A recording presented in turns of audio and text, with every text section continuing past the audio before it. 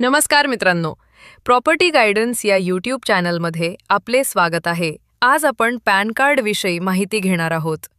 Property खरेदी विक्री करताना पॅन नंबर का आवश्यक आहे? पॅन म्हणजे काय? पॅन म्हणजे परमनंट अकाउंट नंबर. इन्कम टॅक्सकडून दिला जाणारा एक युनिक नंबर जो आपल्या आर्थिक व्यवहारांची नोंद ठेवतो. प्रॉपर्टी व्यवहारात पॅन नंबर का लागतो? जर तुम्ही कोणतीही प्रॉपर्टी खरेदी विक्री करत असाल तर पॅन नंबर दाखवणे आवश्यक आहे. कारण पॅन नंबरमुळे मोठे आर्थिक व्यवहार ट्रॅक करण्यास मदत होते. पॅन नंबर कुठे लागतो? 1. प्रॉपर्टी खरेदी विक्रीच्या वेळी. 2. बँकेमार्फत पेमेंट करताना. 3. रजिस्टर दस्त नोंदणी करताना. 4. TDS भरताना.